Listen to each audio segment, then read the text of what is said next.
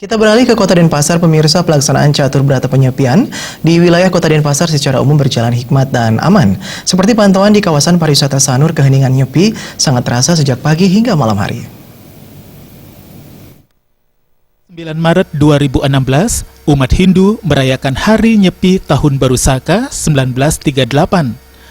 Umat Hindu melaksanakan catur berata penyepian atau 4 pantangan, yakni tidak menyalakan api atau cahaya, tidak bepergian keluar rumah, tidak bekerja, dan tidak bersenang-senang atau membuat kebisingan.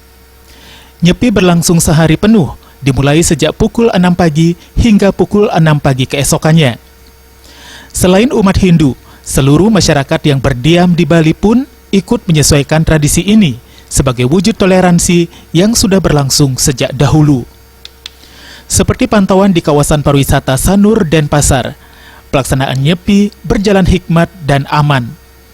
Dijaga oleh puluhan petugas pecalang Desa Pekraman Sanur yang terbagi di 6 pos pengamanan. Pihak hotel juga turut menjaga keheningan nyepi.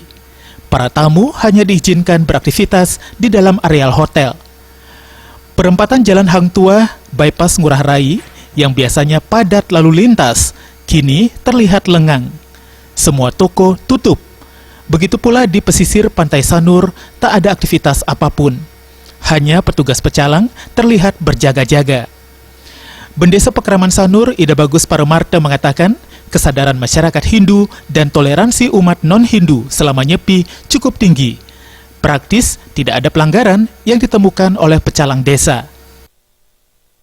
Ini suhur, astungkara, keamanan di Pekraman Sanur tertib, aman dan nyaman begitu. Karena kesadaran masyarakat sudah bertambah baik dari tahun kemarin begitu. Nyepi kian terasa pada malam hari karena tidak ada penyalaan lampu, sehingga Bali benar-benar gelap gulita. Nyepi memberikan nilai positif bagi alam dan manusia, yakni penghematan energi dan bebas polusi selama sehari. Darmawan dan Suparyana, Bali TV.